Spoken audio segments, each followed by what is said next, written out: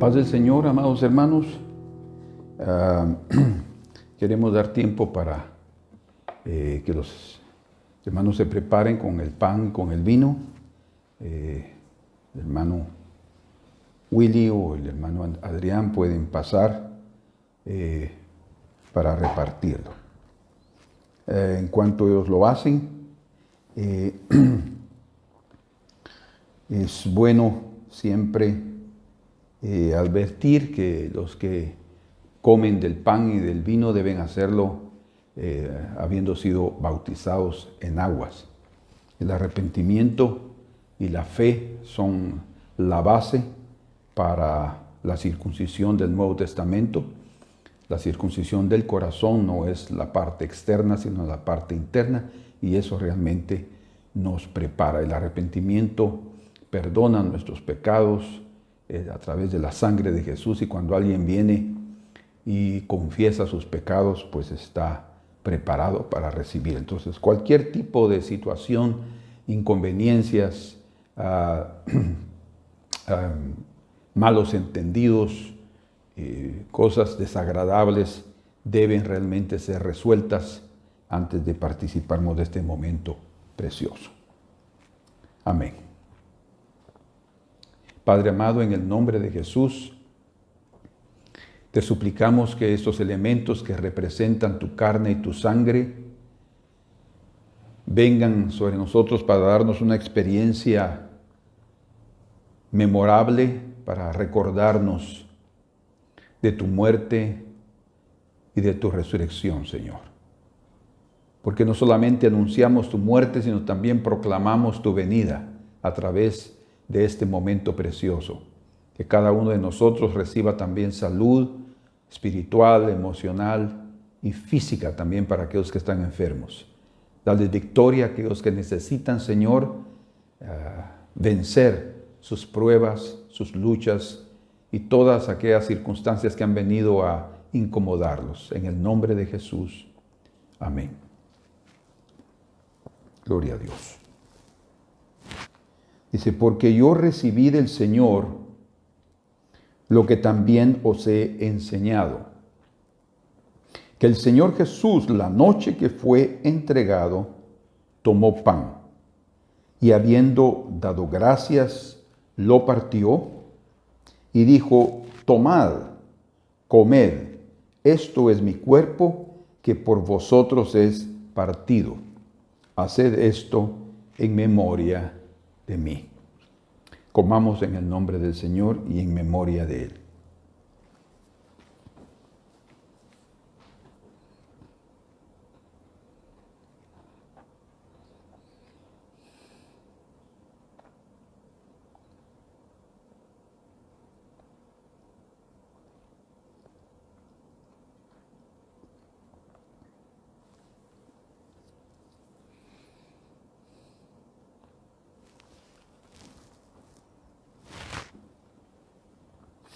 Asimismo, tomó también la copa después de haber cenado, diciendo, esta copa es el nuevo pacto en mi sangre. Haced esto todas las veces que la bebiereis en memoria de mí. Así pues, todas las veces que comiereis este pan y bebiereis esta copa, la muerte del Señor anunciáis hasta que Él venga.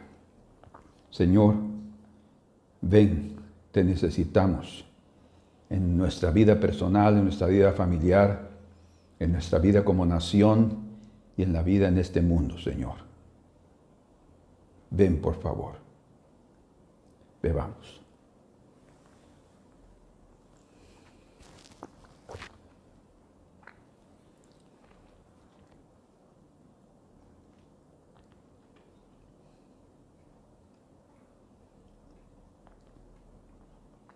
Amén. Señor, muchas gracias, porque cada vez que participamos de la cena del Señor, nos recordamos del precioso y único y perfecto sacrificio que hiciste por nosotros, el precio tan alto que pagaste, y no puede nuestro corazón sino quedar profundamente agradecido contigo, Señor, por esa obra, y te pedimos que vivamos a la luz de ese sacrificio y a la luz de tu venida. En el nombre de Jesús. Amén. Gloria a Dios. Bueno, este día vamos a variar un poco. He estado compartiendo sobre los milagros de Eliseo. Hoy veremos un punto diferente y es sobre el miedo. El miedo es un medio de dominación. Personas, naciones, pueblos, jefes de empresas utilizan el miedo para dominar, para hacer que las otras personas hagan lo que ellos quieren. El miedo podemos definirlo como una sensación de angustia que es provocada por la presencia de un peligro real o de un peligro imaginario. Podemos decir también que es un sentimiento de desconfianza. O sea, el miedo no tiene nada que ver con fe. El miedo tiene que ver con duda. De desconfianza que impulsa a creer que ocurrirá un hecho contrario a aquello que se desea. Entonces, cuando alguien está teniendo aquella sensación de temor, ¿verdad?, de miedo, es porque hay algo, un peligro que está en el frente que le está llevando a tener esos sentimientos. De tal manera que el miedo es un elemento poderoso que influye en la persuasión. O sea, no solamente las circunstancias nos pueden persuadir a tener miedo, también las personas más poderosas o aquellas que nosotros consideramos superiores o dominantes, pero también el enemigo, Satanás, se aprovechará de provocar miedo en los corazones de los creyentes, porque de esa manera destruye su estabilidad. Por eso es que los hombres que están en poder, los hombres poderosos y, como mencionamos, los espíritus malvados, Satanás y sus ángeles, los demonios, utilizan el miedo para dominar a las personas. Hemos visto a través de la historia cómo los pueblos más poderosos de la tierra han provocado o han utilizado el miedo para provocar el dominio sobre los pueblos pequeños o menores. Y hasta el día de hoy continúan haciéndolo, y lo que tratan, el objetivo es mantenerlo sobre un yugo, sobre una dominación. El dominio se consigue a través de infundir miedo. En Génesis capítulo número 3 y en el verso número 9 y 10 dice la Escritura: mas Jehová Dios llamó al hombre y le dijo, ¿dónde estás tú? Se oyó la voz de Dios, que no sabemos en qué tono fue dada esa voz.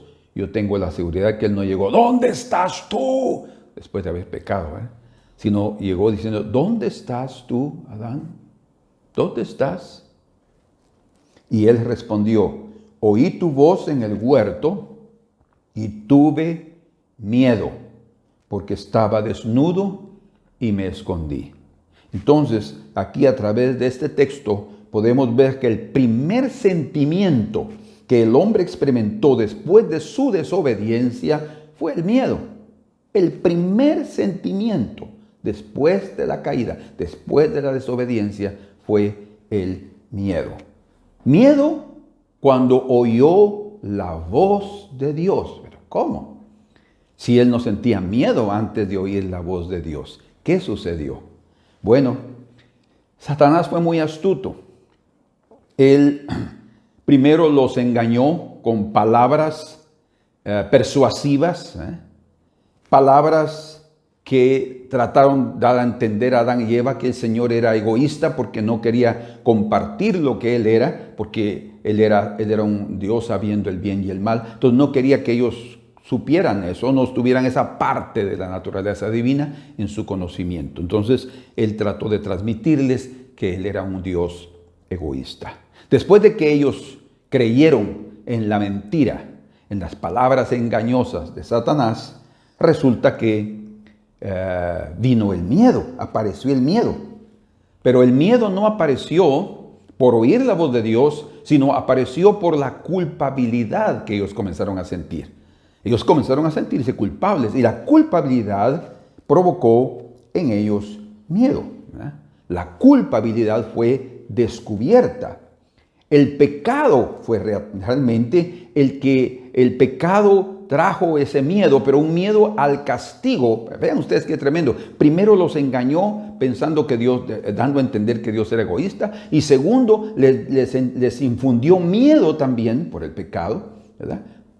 Debido al castigo que podían recibir de un Dios duro como Él era. Para Satanás, Dios era egoísta y Dios era duro. Pero no había ni una de esas dos cosas de parte de Dios. Al contrario, Él llegó a buscarlos para poderlos ayudar en el lío que se habían encontrado. Pero la verdad es que después de la caída, todo hombre está desnudo delante de Dios. Es su pecado que le transmite el miedo. No es en sí la desnudez, porque me vi desnudo, dice. ¿Pero qué? ¿Por qué desnudo? ¿Quién te enseñó que estabas desnudo? Le digo al Señor. ¿Por qué razón? Porque realmente la desnudez no fue tanta física, no fue nada física, sino fue interior, espiritual. Cuando Él sintió el pecado, entonces sintió miedo. O sea, por eso realmente vino por la culpabilidad.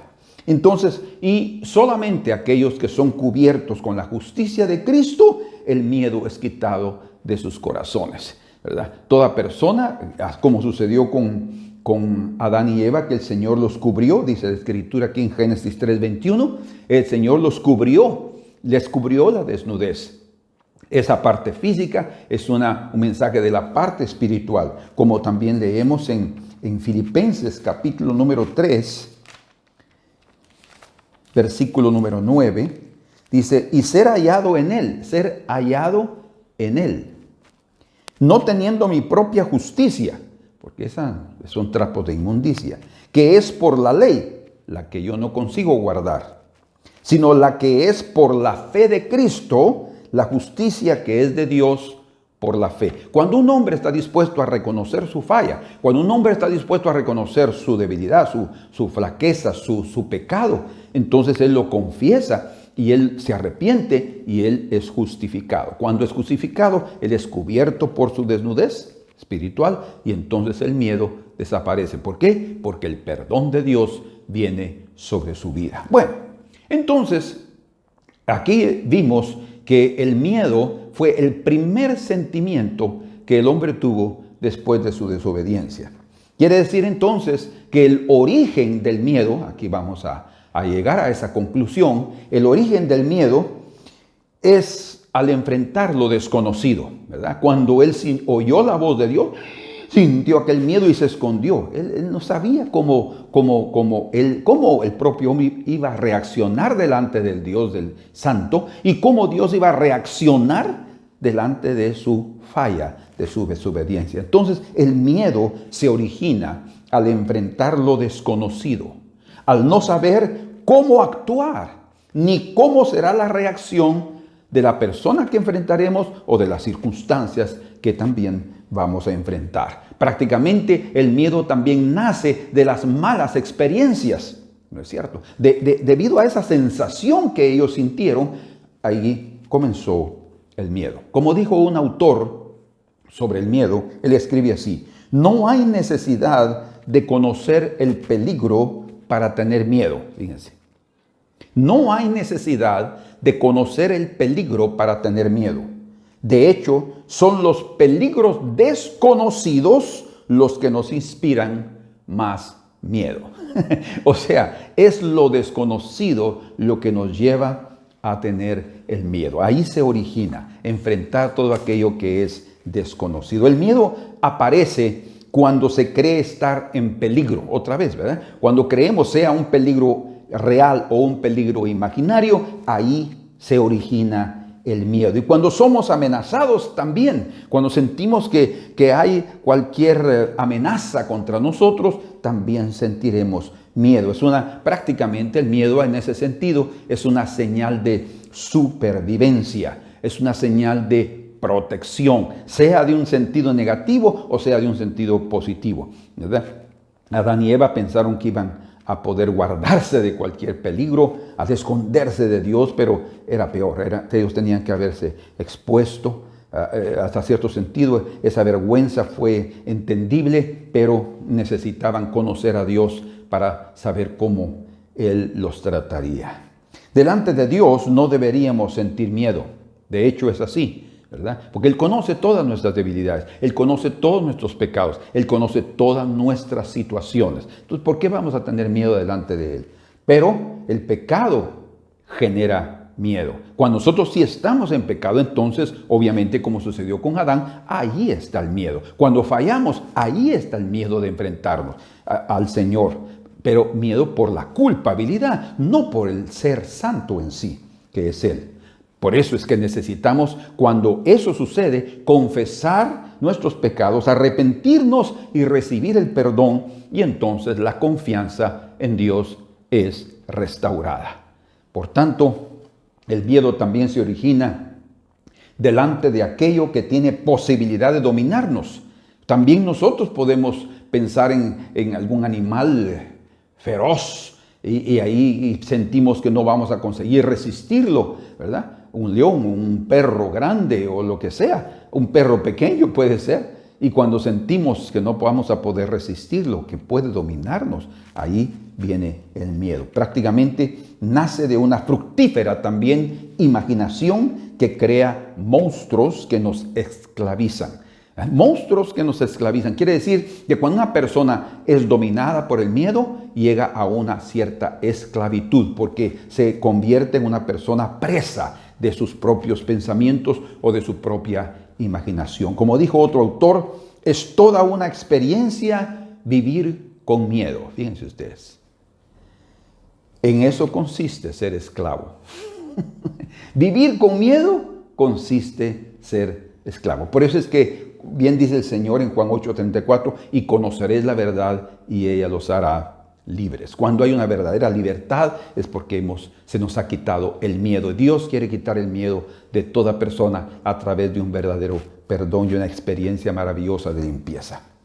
Pero existen medios del miedo. El miedo utiliza diferentes formas de manifestarse entre los seres humanos. Pero hay un instrumento muy, tal vez de los más poderosos que son usados a través para difundir el miedo. Y el más influyente probablemente sea la comunicación. La comunicación, las palabras. Vean ustedes cómo fue que en el inicio de la caída del hombre fueron las palabras engañosas del diablo que llevó a que el hombre cayera y ahí también experimentara por primera vez el miedo. Entonces la comunicación es muy importante. ¿Qué es lo que nosotros decimos? Las personas pueden infundirnos miedo a través de palabras y realmente cambiar nuestra realidad. Para lograr movilizar millones de ciudadanos en todo el mundo, los gobiernos e instituciones han optado por tocar la tecla del miedo. Esto lo dice una autora. La invasiva información diaria y actualizaciones de fallecidos han constituido la dinámica constante en casi la totalidad de los medios de comunicación. Entonces, cuando se está hablando de una multitud muriendo por determinado virus, por determinada bacteria, por determinada pandemia, etcétera, etcétera, entonces infunden miedo a la población y el pánico puede tomar control de los corazones y ya no se va a pensar correctamente. Entonces las personas oyen tanta información, por ejemplo, de lo que va a suceder, que son dominadas completamente por el miedo y se convierten en esclavas Y obviamente cuando hay un miedo, hay una inseguridad, y la inseguridad genera muerte. Las personas a veces mueren más por la información, por el miedo que tienen, que por la propia enfermedad en sí. Las malas noticias provocan miedo. Y las malas noticias vienen a través de la comunicación. Se comunica una mala noticia. Y por esas malas noticias, somos presionados a veces y muchas veces a tomar decisiones con prisa. No las meditamos. Y esas decisiones que son tomadas con prisa se convierten en decisiones equivocadas. Entonces, nosotros necesitamos aprender a manejar las malas noticias. Necesitamos aprender a manejar las cuestiones de la comunicación. ¿Cómo vamos nosotros a tomar las palabras que las otras personas nos dicen? Necesitamos realmente manejarlas de tal manera que no nos infundan miedo, porque el miedo esclaviza. En el Salmo 112 hay un pasaje bien precioso que es un ejemplo de cómo nosotros podemos tener confianza y no miedo. Salmo 112, versículo número 7 al 9. Dice, no tendrá temor de malas noticias. ¿De quién está hablando aquí? En el verso número 1, bienaventurado el hombre que teme a Jehová. Fíjense ustedes. Bienaventurado el hombre que teme a Jehová, o respeta a Jehová, o piensa en el Señor. No tendrá temor de malas noticias. Fíjense, teme al Señor. Eso significa que no tendrá temor de malas noticias. ¿Por qué razón? Porque en su mente, en su cabeza, está el Señor y hay confianza. No va a dejarse influenciar por las noticias que reciba. Tú puedes recibir una mala noticia del extranjero, puedes recibir una mala noticia de un hospital, puedes recibir mala noticia de un médico. ¿Cómo vas a manejar esas malas noticias? Eso es determinante para la vida, porque puede ser que esa noticia no sea totalmente verdadera o no sea totalmente una realidad en este momento y que puede ser reversible, puede cambiarse esa situación si tan solamente nosotros tomamos con calma todo. Por eso dice ahí, no tendrá temor de malas noticias, su corazón está firme. Fíjense, su corazón está firme. Quiere decir que no dio oportunidad que los pensamientos se soltaran. No dio oportunidad que comenzara un terremoto de pensamientos y cuando eso sucede, golpean uno con el otro y no hay un sonido real, sino una resonancia incongruente y desarmoniosa. Su corazón está firme, confiado en Jehová. Vean ustedes que el temor al Señor me da confianza. Yo confío en el Señor. Yo voy a poner mi vida en el Señor. Entonces no importa lo que suceda, no importa lo que anuncien, yo voy a seguir confiado. Asegurado está su corazón, no temerá. Vean ustedes aquí qué tremendo. El que teme al Señor no va a temer de malas noticias. Hasta que vean sus enemigos su deseo, reparte, da a los pobres, su justicia permanece para siempre. Bueno, entonces la confianza, si el miedo se origina a través de malas noticias, la confianza se origina a través de buenas noticias. La buena noticia es que el Señor está con nosotros, el Señor es nuestro proveedor, el Señor es nuestro ayudador, Él es nuestro socorro, Él es nuestra torre fuerte, Él es nuestro escudo. Entonces, si eso está claro en nuestra mente, no temeremos, ¿verdad? No habrá desconfianza, no habrá duda, no entrará el miedo. La confianza se origina cuando el hombre afirma su corazón en Dios de tal forma que no temerá de malas noticias. Pueden diseminarse muchas malas noticias y de hecho sucede así en la radio, en la televisión. Los gobiernos también se aprovechan para difundir a veces esas situaciones porque les conviene políticamente hablando. Pero el hombre que confía en el Señor, su corazón va a permanecer firme, no se dejará dominar por el miedo, porque además de su confianza en Dios, mantiene la práctica de la justicia, la práctica del bien. Por eso es que dice aquí en el verso número 9 del capítulo 112 de los Salmos, reparte, da a los pobres, su justicia permanece para siempre. Su poder será exaltado en gloria, ¿verdad? Además de nosotros, en medio de las malas noticias, confiar en el Señor, necesitamos también ser generosos, dar a los hombres, repartir a ellos, como dicen en el libro de Eclesiastes capítulo 11, verso 1 al 3, verso 1 al 3 dice ahí, echa tu pan sobre las aguas y después de muchos días lo hallarás. Reparte, da a 6, da a 7, ¿verdad? 7 y a 8, creo que dice, y porque después de muchos días esas personas, porque no es a 7 pescados o a 8 pescados que echa sobre las aguas, porque echar el pan sobre las aguas después de 7 días ya no hay más nada, ¿verdad? Se deshizo por el agua o es comido por los peces. Pero lo que está dando a entender ahí es que cuando nosotros repartimos a las aguas, son personas, 7 u 8, más adelante vamos a ser retribuidos en el bien que nosotros hagamos. Entonces, parte de la verdadera confianza en el Señor está en mantenernos en paz, pero también en ayudar a los demás en esas circunstancias difíciles, porque eso después vendrá para nosotros en gran ayuda. Bien dice la Escritura en el Salmo 37, verso 3, espera en Jehová.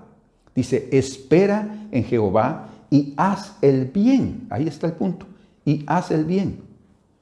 Vivirás en la tierra y en verdad serás alimentado. Entonces, la clave está en confiar en el Señor, temer en el Señor y hacer el bien. Y eso va a asegurarnos un futuro feliz, un futuro en las manos del Señor. Eso le dará una confianza a todo hombre, le dará seguridad y verá a Dios como su fuente inagotable de provisión. Entonces, este Salmo 112, como ya lo vimos, comienza con esas palabras. Aleluya, dice. Bienaventurado el hombre que teme a Jehová y en sus mandamientos se deleita en gran manera.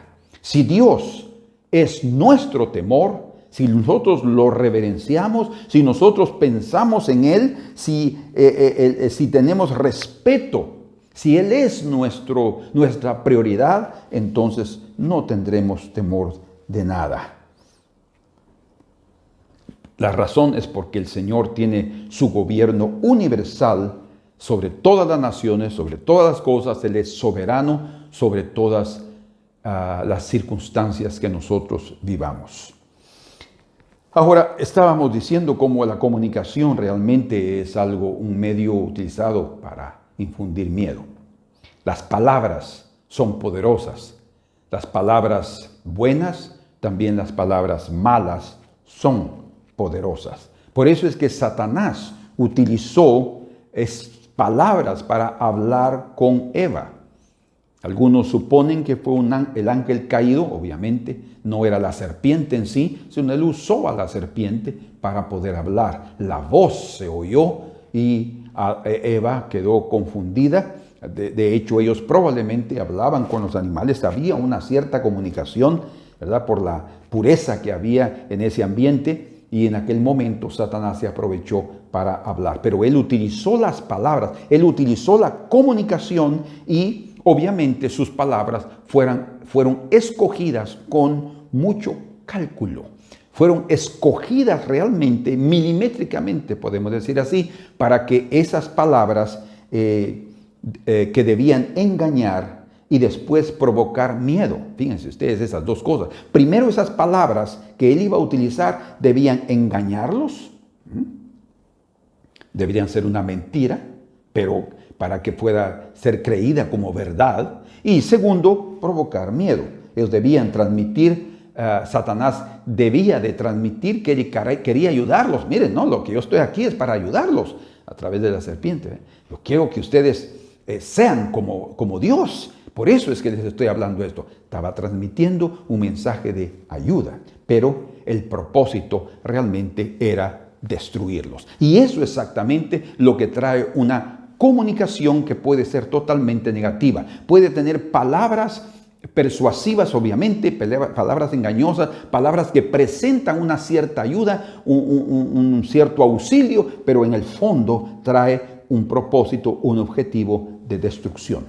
Las palabras inventadas, por ejemplo, por los enemigos, pretenden dominar el corazón para parar de hacer el trabajo que Dios nos ha encomendado, para parar y de oír la voz de Dios. Tenemos un ejemplo, otro ejemplo en la Escritura, que lo encontramos en el libro de Nehemías.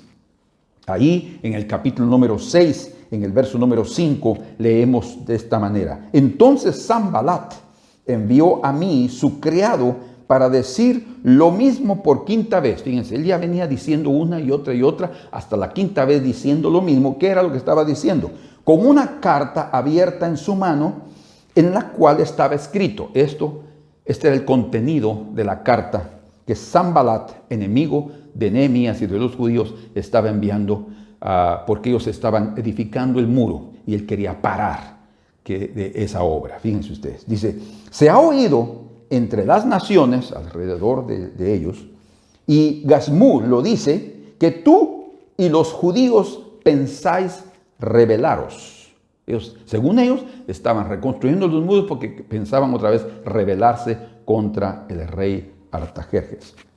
Y que por eso edificas tú el muro con la mira, con el objetivo, según estas palabras, de ser tú su rey. Imagínense, ellos estaban inventando que Nehemías quería ser el rey.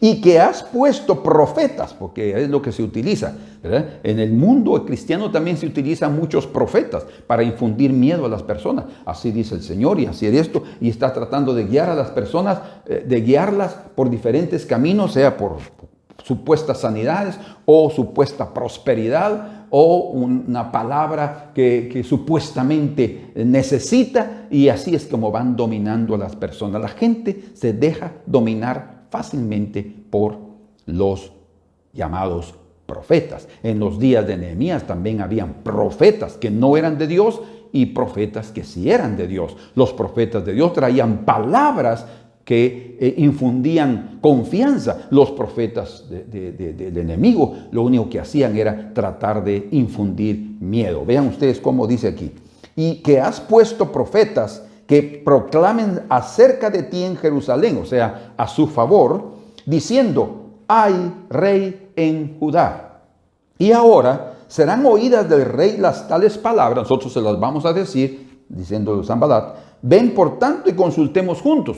Miren ustedes, realmente lo que Sanbalat quería era que entraran en un acuerdo con Nehemías para ver de qué manera todos podían estar satisfechos con lo que se estaba haciendo. Pero realmente Nehemías y los judíos en aquella época no querían tener ningún tipo de relación con estos extranjeros, ¿verdad? Sabían de la forma astuta en la cual ellos operaban, así como el enemigo actúa. Pero dice en el verso 8: entonces, capítulo 6, verso 8, envié yo a decirle a Sanbalat: no hay tal cosa como dices, sino que de tu corazón tú lo inventas. Palabras inventadas, ¿verdad? Especulaciones, prácticamente eran difamaciones. Ustedes y nosotros aquí, y como los hermanos en Guatemala, van a enfrentar, o en cualquier otro lugar del mundo, van a enfrentar muchas veces calumnias, van a enfrentar infamias, palabras que tratarán de infundirles miedo, de desconfianza, duda, infundirles desespero. No se dejen influenciar por eso. Aprendamos a manejar esas malas noticias o esas palabras, esa comunicación con la paz del Señor. ¿Cómo? Él debe ser nuestro temor, no los hombres, no las circunstancias, no los momentos difíciles, no las pruebas, no las enfermedades. Es el Señor que debe tener nuestro temor. Y se los voy a demostrar. Y dice aquí: sino que de tu corazón tú lo inventas. Y en el verso 9 dice: porque todos ellos nos amedrentaban. ¿Cuál era el propósito de las palabras de Sanbalat? Meter miedo, infundir miedo. Dice ahí: nos amedrentaban. Amedrentar es meter miedo. Y dice, diciendo, se debilitarán las manos de ellos en la obra y no será terminada. ¿Qué pasa? Cuando una persona recibe miedo, lo que sucede es que inmediatamente para, se enfría, se congela, se debilitan sus fuerzas. Y cuando a alguien se le debilitan las fuerzas emocionales y espirituales, es porque su fe está siendo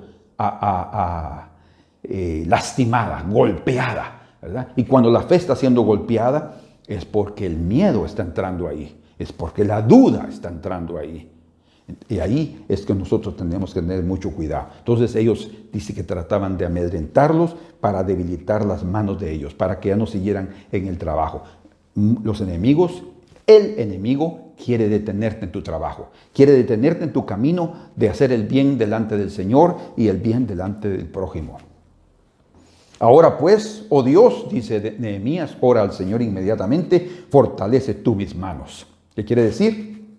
Coloca en mí mayor empeño para seguir adelante en la obra. Que yo escuche tu voz, que yo tema al Señor y que no ponga oídos a aquellas palabras, a aquella comunicación que trae temor o infunde temor en mi vida. Entonces estos enemigos inventaron cosas y las mandaron a decir a Nehemías, amenazando que ellos también iban a declarar todas esas cosas al rey Artajerjes para meterles miedo, con el propósito de que parasen la obra.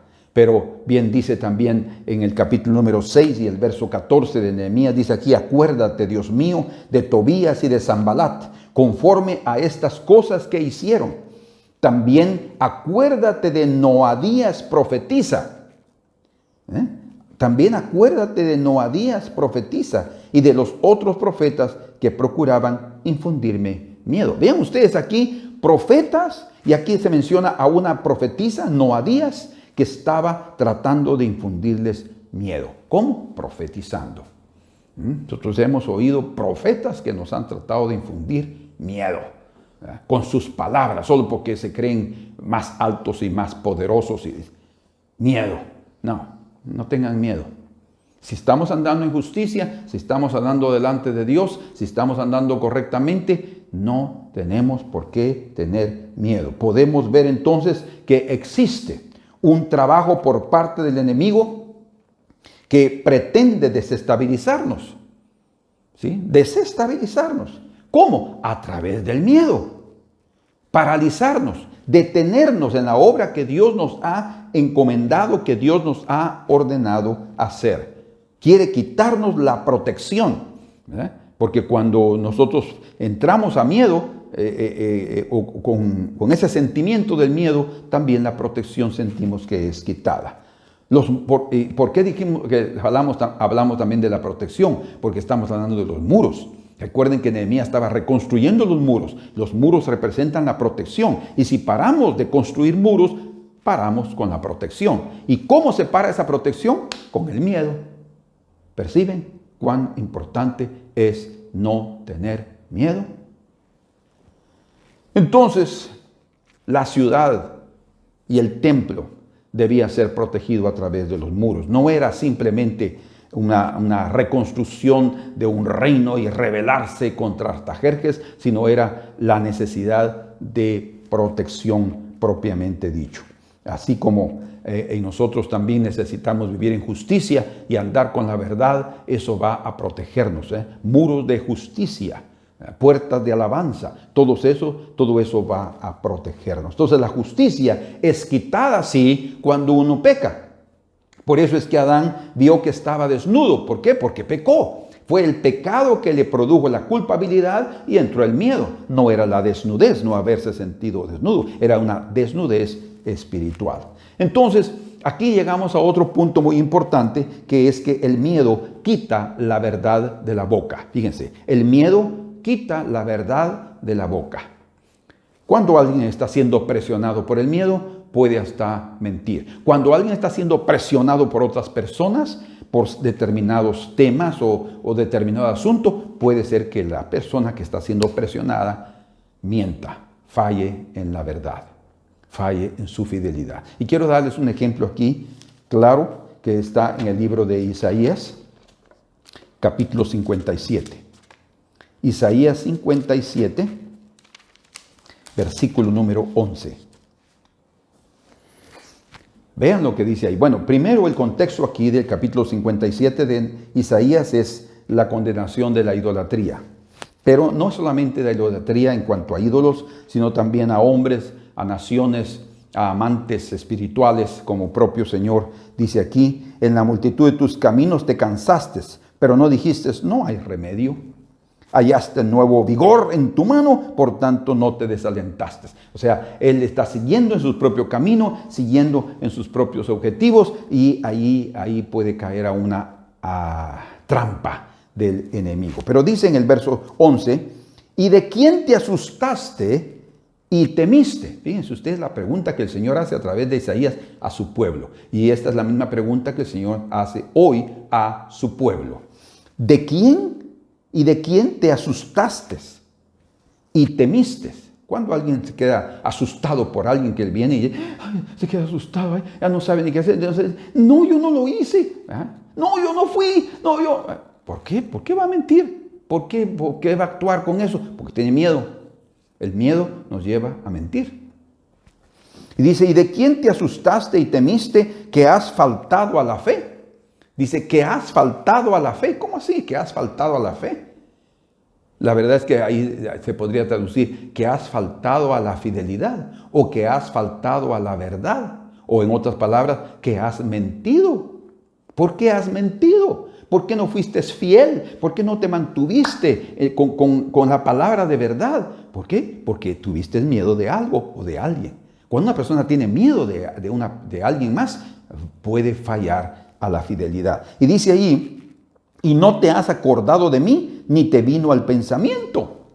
No he guardado silencio desde tiempos antiguos y nunca me has temido. Nunca me has temido. Bueno, aquí entonces encontramos que Israel, debido al temor que tenía de alguien más o de algo más, mintió, falló a la fe y no se acordó del Señor, en quien debían realmente temer. Recuerden el Salmo 112, bienaventurado el hombre que teme a Jehová. Luego en el verso 7 dice, en el verso 1 dice eso, en el verso 7 dice, no tiene temor de malas noticias.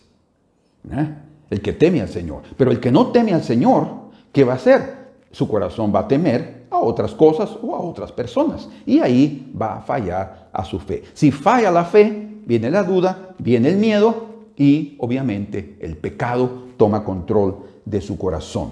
Lo que Isaías realmente entonces les está diciendo al pueblo es, primero, que tuvieron miedo o de ídolos, o del pecado, o de los enemigos.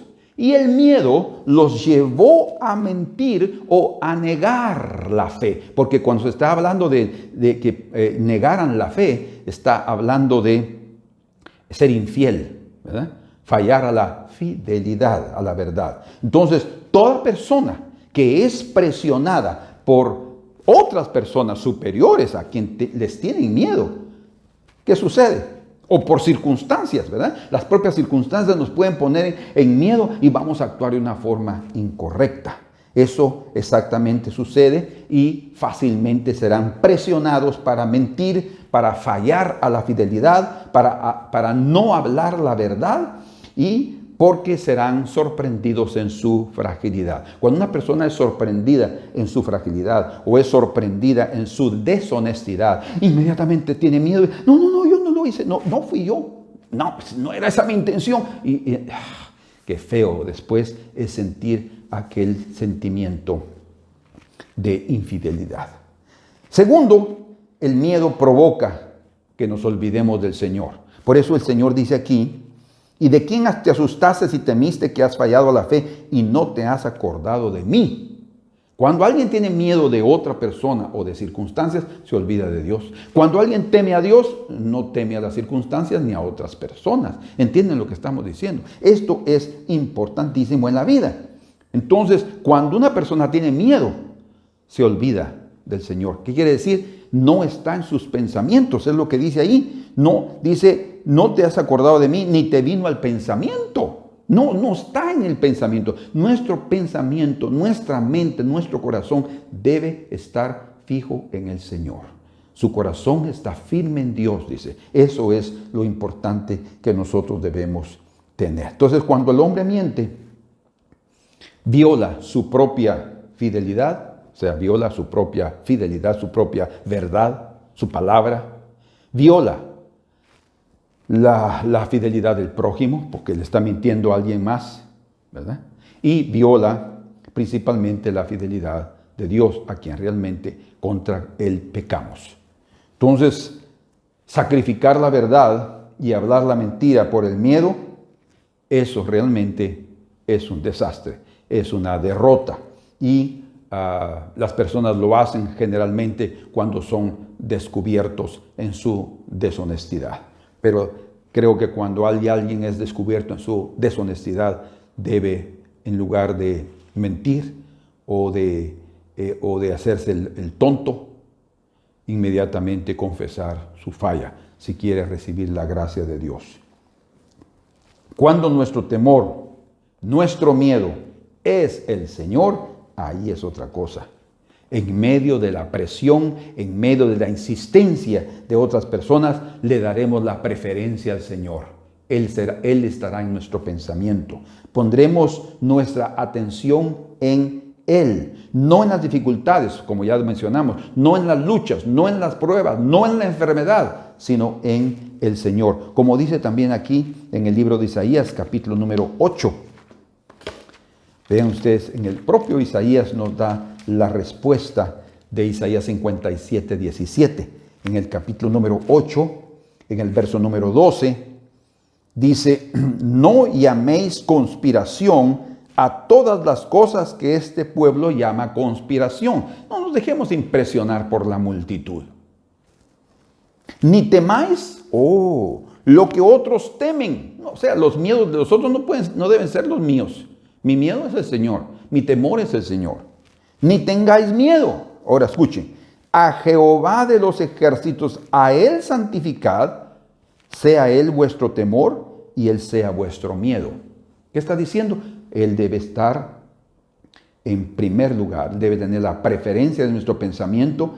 Cuando nosotros tenemos miedo del Señor, o sea, estamos hablando del temor reverente, no es miedo porque Él sea un Dios malo y duro, no, es todo lo contrario, es el respeto, es lo que significa el miedo, el temor, es el respeto que le tenemos al Señor, a su santidad, como aquí mismo dice: sea Él vuestro temor y a Él santificad, a Él santificad. Cuando santificamos al Señor, es porque lo estamos reverenciando con nuestro temor. Entonces, cuando el Señor es nuestro miedo, nada nos podrá dañar. Mantener en mente al Señor implica darle a Él la prioridad de nuestros pensamientos, y esa postura va a preservarnos en la fidelidad, en la verdad, y ambas, fidelidad y verdad, son sinónimo de fe. Como dice este otro hombre, los ojos que están fijos en Jesús no permiten la duda. Fíjense, los ojos que están fijos en Jesús no permiten la duda, porque su mirada divina, la mirada de Jesús, de triunfo, irá a prevalecer. Entonces la duda aparece cuando el miedo toma control del corazón, y el miedo aparece cuando quitamos los ojos del Señor. La duda aparece cuando viene el miedo, y el miedo aparece cuando quitamos los ojos del Señor. O sea, quitamos los ojos del Señor y lo ponemos en la oposición, o sea, en las circunstancias difíciles, como está aquí mostrado en el Evangelio de Marcos. Si ustedes me acompañan, Marcos capítulo número 4, y en el versículo 38 dice: y él estaba en la popa durmiendo sobre un cabezal, y le despertaron y le dijeron: maestro, ¿no tienes cuidado que perecemos? Estaban con miedo, a pesar del Señor estar en el barco. Imagínense, tenemos al Señor en la vida, pero aún así vivimos con miedos. ¿Cómo es eso? Ahí vamos a ver lo que el Señor opina de esta situación. Y no tienes cuidado que perecemos. Levantándose, el Señor reprendió el viento y al mar. Dice: calla, enmudece. Y dijo al mar: calla, enmudece. Y cesó el viento y se hizo grande bonanza. Y les dijo: ¿por qué estáis así amedrentados. Amedrentados, ¿cómo no tenéis fe? ¿Por qué vino el miedo? Porque ellos comenzaron a poner sus ojos en las circunstancias, comenzaron a poner sus ojos en la tormenta, comenzaron a poner sus ojos en las posibilidades de perecer, comenzaron a poner sus ojos en las grandes ondas, en los vientos, y no en Jesús, que estaba ahí durmiendo. O sea, transmitiendo paz, transmitiendo tranquilidad, transmitiendo dominio, seguridad. En la seguridad hay vida, en la inseguridad hay muerte. Por tanto, es necesario que cada uno de nosotros domine el miedo en su corazón. El temor, el miedo debe ser nuestro Señor. Entonces, cuando una persona comienza a hundirse, es porque saber dónde está su fe, está fallando, se está hundiendo debido a que quitó sus ojos del Señor. Pero no nos alarmemos tanto. Hasta los hombres de gran experiencia en milagros como Pedro, que anduvo sobre el mar, ¿verdad? El único hombre, aparte de Jesús, que anduvo sobre el mar fue Pedro. Y él comenzó a poner atención a lo que estaba a su alrededor y se comenzó a hundir. Pedro estaba andando sobre el mar, pero de repente quitó sus ojos del Señor y comenzó a ver las ondas. Pero qué terrible, y el viento tan fuerte, y comenzó a hundirse. ¿Qué es lo que provocó el naufragio, digámoslo así, de Pedro? El miedo. Por eso es que el Señor les dice, ¿por qué estáis así amedrentados? ¿Cómo no tenéis fe? Quiere decir entonces que el miedo inhibe la fe. El miedo es un enemigo de la fe, de la confianza, de la seguridad. Por tanto, mantengamos nuestros ojos fijos en Jesús. Y aunque las tormentas se levanten, ni el miedo ni la duda aparecerán, si tenemos nuestros ojos fijos en el Señor, porque no estamos viendo para ningún lado más. Pero si usted está viendo, ay, que no hay dinero, ay, que no sé qué, ay, que dijeron que vamos a morir, porque entonces ahí van a morir de veras. No van a resistir, porque el miedo es algo muy poderoso. Pero si nosotros ponemos nuestra mirada en el Señor, en esa mirada de triunfo, va a prevalecer en nuestro corazón la firmeza y la seguridad. La duda y el miedo, entonces, quiero repetirlo, son enemigos de la fe. Impiden que lo imposible se haga realidad. Pero para el que cree, todo es posible, dice la Escritura. Pero cuando hay miedo y cuando hay duda, lo imposible nunca podrá suceder. Entonces, pensemos un momento, y aquí estoy ya para terminar, cuando estaban interrogando al Señor Jesús en el palacio del sumo sacerdote, Pedro estaba en el patio del palacio. Ustedes saben que él había llegado allí siguiendo al Señor, pero antes de eso, el Señor ya le había dicho, antes que fuera preso, Pedro, Satanás te ha pedido para zarandearte como a trigo, ¿verdad? ¿Te recuerdas? ¿Verdad? Pero yo he rogado para que tu fe no falte. Fíjense qué interesante. Para zarandearte como a trigo, pero yo he rogado que tu fe no falte. ¿Qué sucedió? Pedro dijo, Señor, yo estoy dispuesto a ir contigo hasta la muerte. En aquel momento de arrogancia, porque hubo una arrogancia humana, hubo una prepotencia que él después conoció. Por eso estoy hablando de gente tan experiente, de tanta experiencia como Pedro que anduvo con Jesús, pero en aquel momento él falló por completo porque confió más en sus habilidades o en su autosuficiencia que realmente pedir misericordia al Señor por lo que le estaba diciendo, porque no era en vano lo que le estaba diciendo. Dice, Pedro, ¿verdad? Te ha pedido zarandear. ¿Por qué ha pedido zarandear Satanás a Pedro? ¿Por qué lo pidió al Señor? Porque él sabía de esa forma de operar de Pedro, ¿verdad? Cuando nosotros estamos así muy confianzudos y todos muy valentones, con mucho coraje, actuamos a veces sin pensar, y es ahí una buena oportunidad que el enemigo aprovecha para apalearnos, Entonces, ¿qué sucede?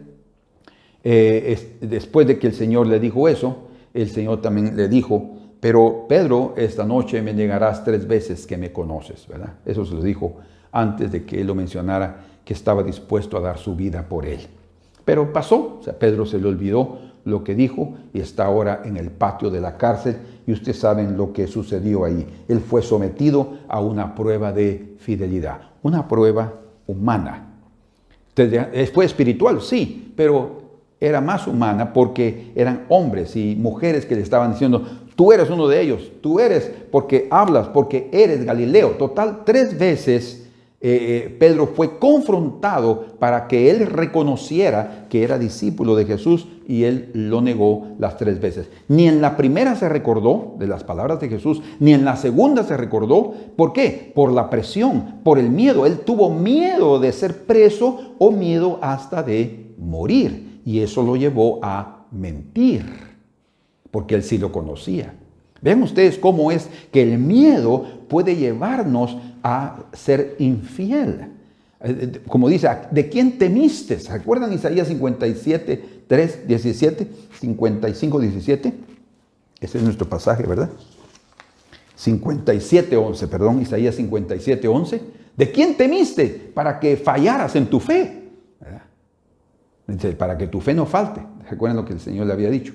Bueno, él falló ahí porque mintió 3 veces. Cuando falló la tercera, el gallo cantó y él se recordó. Entonces, ahí él pasó su prueba humana y él se hundió, naufragó, falló. ¿Dónde estaba su fe? Dice, como el Señor varias veces dijo a los discípulos, ¿dónde está vuestra fe? Oh hombres de poca fe. ¿Por qué dudaste? ¿Verdad? Viene la duda. Y ahí viene él y cuando sintió eso, entonces vino la mayor prueba y esta sí fue la prueba espiritual. Esta fue humana hasta cierto punto y la otra fue espiritual, en la cual si él se hubiera totalmente hundido y el Señor no lo rescata, Pedro se hubiera perdido como Judas se perdió también.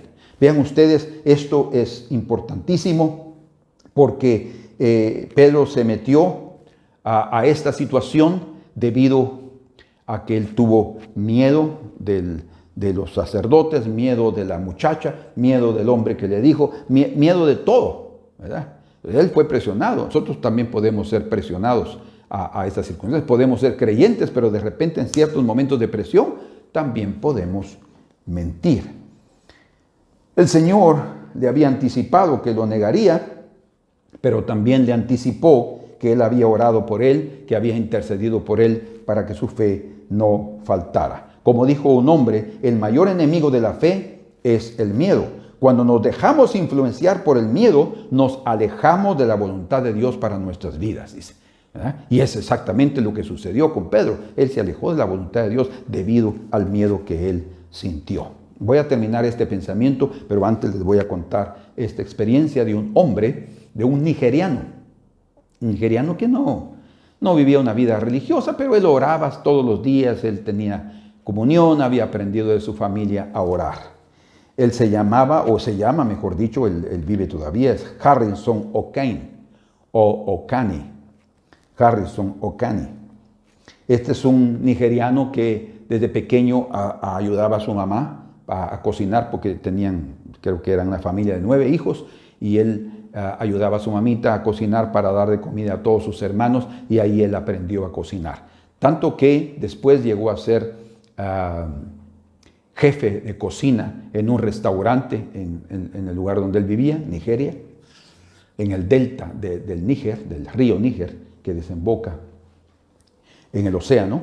Y estaba él ahí ya, pero como él consciente, todos los hombres tenemos la conciencia que si queremos mejorar, pues tal vez también necesitamos cambiar de empleo. Entonces él decidió mejorar en la vida y comenzó a buscar otro trabajo. Y en el año 2010, fíjense, esto ustedes si quieren lo pueden buscar, la vida de Harrison Okane se escribe, Okane, y van a conocer lo que este hombre experimentó. Pero él en el año de 2010 en esa época la industria petrolera en Nigeria iba viento en popa. Se iba creciendo, creciendo, creciendo y se iban poniendo plataformas en el océano, en el territorio, ¿verdad? En el dominio del mar que Nigeria tenía. Y en la costa de Nigeria proliferaron plataformas y navíos que transportaban petróleo y obviamente en todo eso habían muchos marineros hambrientos.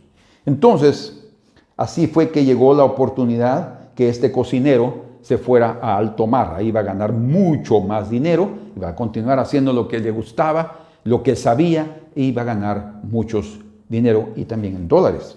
Entonces, en mayo del 2013, Harrison Okane fue enviado a un barco remolcador. Son aquellos barcos pequeños que tienen motores poderosos para poder ayudar a los navíos grandes a encauzarse en la dirección que deben tener. Él fue enviado en ese remolcador de 13 tripulantes, que era obviamente mejor para él porque solo daba de comer a 13 bocas y en los restaurantes era una correría para tratar de dar alimentación a mucha gente. Y entonces fue enviado a este remolcador que era usado para darle estabilidad a los navíos petroleros al lado de una plataforma de petróleo de la compañía Chevron. Estando en eso, resulta que en la madrugada del día 26, yo estoy resumiendo esto, yo oí la historia y tuve que resumirla, no existe algo escrito, pero la resumí. En la madrugada del día 26 del año 2013, estamos hablando ya de 7, 11 años atrás, ¿verdad? 7, sí, 11 años más o menos. Cuando él se preparaba, se levantó más o menos a las 5 de la mañana para prepararse y hacer el desayuno para todos los 13 tripulantes del barco. Resulta, él fue a encender la estufa eléctrica para comenzar a calentar las hornillas y él se dirigió después al baño. Cuando entró al baño y cerró la puerta, de repente él oyó un ruido tremendo porque estaba comenzando a iniciarse una gran tormenta en el mar y de repente el navío, el carguero, ese barco pequeño, ¿cómo le llaman? Remolcador, viró de repente, de cabeza, viró de cabeza así, ¡pac!, por la tormenta tan fuerte que en ese momento Harrison estaba en el baño, la privada, el sanitario, el excusado, quedó en la cabeza de él. En lugar de él estar él estaba sobre su cabeza. Dice que en ese momento él comenzó a oír gritos y lamentos y pedidos de socorro de las demás gentes, de los demás hombres que estaban ahí, de los tripulantes. Y él trató de abrir la puerta del baño, consiguió abrirla, salió del baño, pero cuando él sale del baño, una corriente de agua que venía en el pasillo lo llevó a una cabina que era la cabina del segundo ingeniero, y ahí quedó preso en esa cabina. Y el barco comenzó a hundirse y a hundirse y a hundirse, y fue un naufragio inmediato. Se hundió a 30 metros de profundidad, imagínense ustedes. De cabeza venía el barco y él quedó en la cabina. En esa cabina quedó encerrado, totalmente encerrado, con las puertas encerradas. Pero hubo una bolsa de aire que se formó en esa cabina que le llegaba a la cintura, fíjense ustedes. Y él se hundió el barco hasta que ¡pum!, cayó en el fondo del mar y comenzó a cubrirse de arena, de lodo, de todo lo que estaba en el fondo del mar. Se llenó el barco. Bueno, la experiencia fue terrible, había total oscuridad, había mucho frío en la noche y el hombre pasó ahí 60 horas Casi 3 días pasó debajo del barco. Y dice que lo único que él hacía, imagínense ustedes qué hubiéramos hecho nosotros, pero él estaba ahí orando. Él se recordaba de su familia, de sus hijos, se recordaba de su esposa, se recordaba de su mamá. Y él comenzaba a orar y a alabar a Dios, dice. En ese momento él clamó a Dios, pero clamó y pidiendo socorro y ayuda. Y ahí pasó 60 horas. Imagínense la primera, y él ni siquiera se dio cuenta cuánto tiempo había pasado porque era totalmente oscuro, no había, solo un momento tuvo de luz cuando encontró una cierta lámpara que encendió y ahí con eso él pudo ver los cuerpos muertos de sus compañeros que estaban ahí, ¿verdad? Langostinos que estaban mordiendo su carne. Él sentía las picadas de esas langostas pequeñas que estaban mordiéndolo y estaban ya comiendo los cuerpos que estaban ahí. Y él estaba ahí, entonces, pero se le apagó la lámpara. Fueron un minuto, creo, que tuvo nada más de luz. Y ahí él se dio cuenta en qué ambiente él se encontraba. Y ahí pasó. Qué miedo terrible. Qué miedo. Pero él estaba orando, dice, llorando, teniendo a Dios en su pensamiento. Fíjense qué tremendo. Teniendo a Dios en su pensamiento, cantando, alabando y cantando y alabando. Y solo eso se mantiene. Pero ya el aire le comenzó a faltar, el oxígeno comenzó a faltar, comenzó a ingerir más nitrógeno que oxígeno debido al ambiente en el cual se encontraba. Pero de repente, fíjense ustedes, 60 horas después, casi 3 días después, él oyó, él oía desde abajo cuando barcos pasaban encima, oía cuando caía alguien en el agua o algo en el agua. Y de repente él oyó ruidos y de alguien que estaba moviéndose en el barco. Y sí, varios sudafricanos, buzos sudafricanos, fueron enviados, un equipo fue enviado para sacar los cuerpos muertos. En tierra ya les habían avisado a las familias que iban a enviar a ese equipo de buzos para sacar todos los cuerpos muertos. Bueno, ahí están, pero como todas las puertas del barco estaban totalmente cerradas por dentro, debido a que en esa área del delta del Níger habían muchos piratas, ellos eran obligados a cerrar las puertas, a trancarlas por dentro. Entonces todas las puertas prácticamente del navío, del barco pequeño, del remolcador, estaban completamente cerradas por dentro. Nadie las podía abrir. Y en este momento de agua, pues él estaba Harrison en su cabina y él comenzó a oír ruidos. Y dice que, los buceadores comenzaron a quebrar la puerta, porque como todas estaban cerradas, la puerta principal tuvieron que destruirla, pero se demoraron 1 hora para poder destruir aquella puerta y él oyendo los ruidos que se estaban llevando a cabo allí cerca de él. Hasta que de repente, en medio de la oscuridad, los buzos estaban grabando, hay un video grabado con sus cámaras aquí en la frente, grabando todo lo que estaba pasando.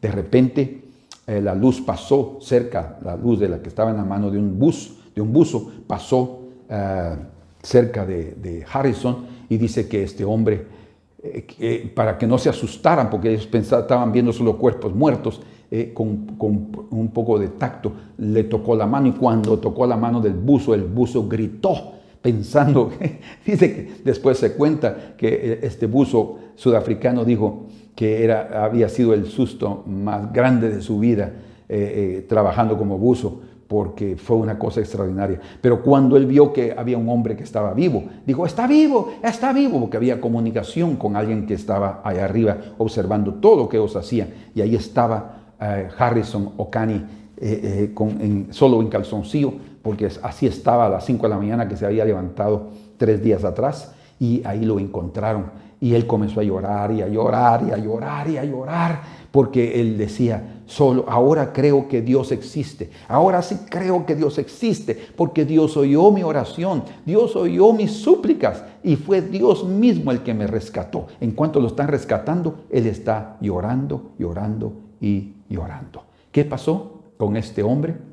Hermanos, definitivamente él se convirtió en un hombre salvo, se convirtió al Señor, ¿verdad? Salió de allí. Imagínense que cuando su esposa supo que él había sido rescatado, él hasta fue a parar al hospital, la esposa, del susto, ¿verdad? Que todos murieron menos él.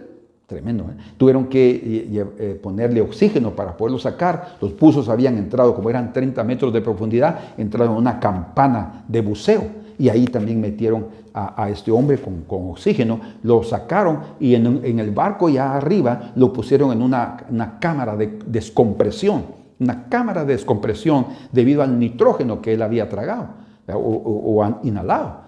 ¿Verdad? Y hasta que después de 3 días él salió de la cámara él pudo haber muerto ahí si no era tratado correctamente. Entonces él salió y estaba muy agradecido con sus salvadores y él dijo: nunca más voy a estar en el mar, nunca más voy a regresar al mar. De ahí eso fue lo último que él quería. De repente, un día él iba manejando su carro con un amigo y dice que en un puente él vio que venía una persona aquí de este lado, pero se salió de su carril y se puso en el carril de él, iba descontrolado, y era una señora con un niño.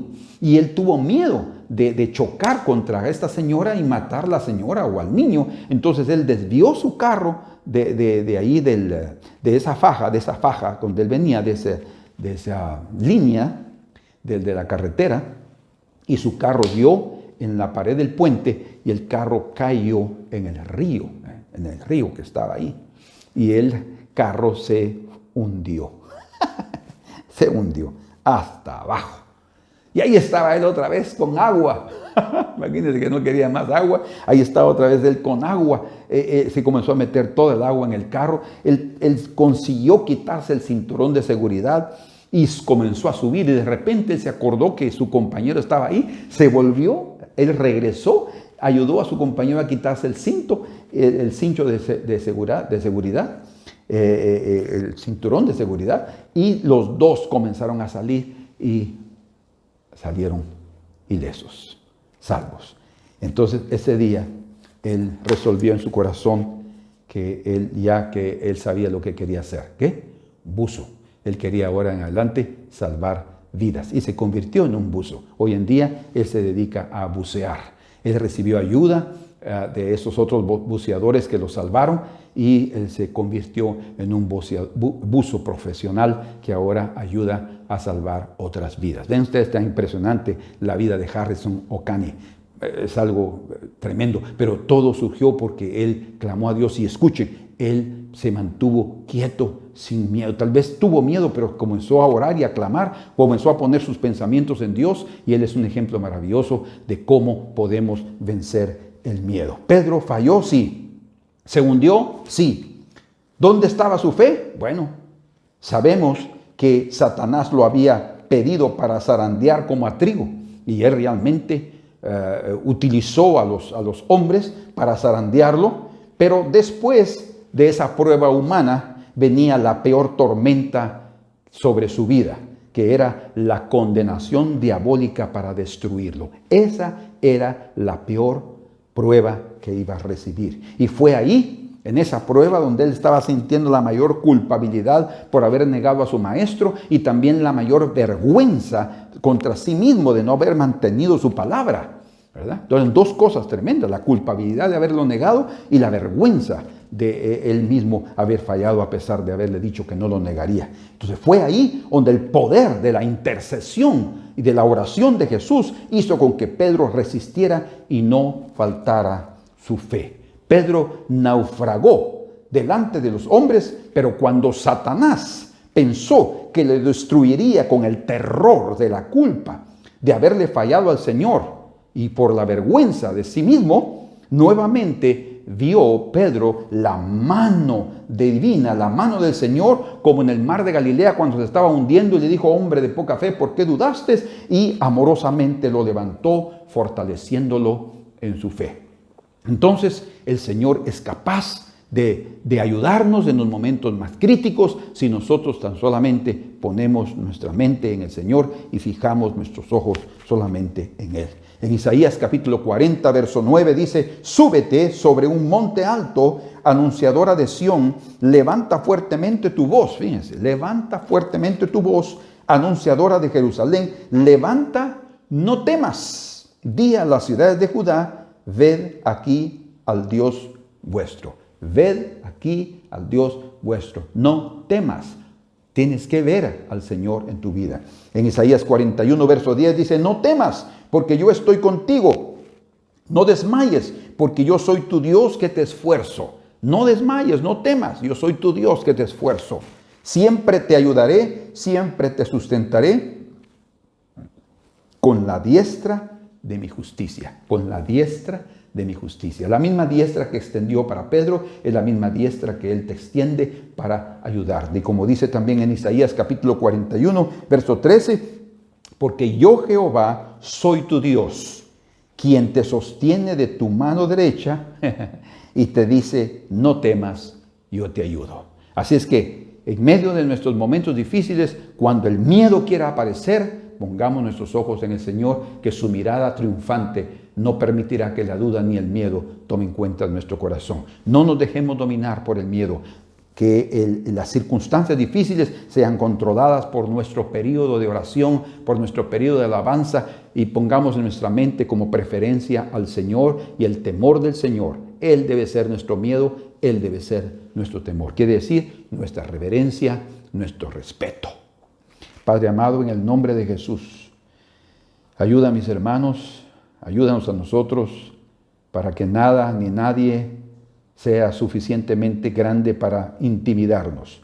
Eres tú el único que merece nuestro miedo, nuestra reverencia. Y es a ti, Señor, que vamos a fijar nuestros ojos. Porque teniendo nuestros ojos fijos en la mirada triunfante de Cristo, podremos nosotros también ser triunfantes en toda situación. Y si en algún momento nos estamos hundiendo, si en algún momento, Señor, estamos naufragando por ciertas o determinadas circunstancias, por favor, ten misericordia de nosotros y levántanos para la gloria de tu nombre. Amén. En Cristo Jesús. Dios los bendiga, mis amados hermanos, que el Señor los guarde, y espero que este mensaje que ha venido, creo, del corazón del Señor, sea para cada uno de aquellos que están pasando por estos momentos de terror. Amén.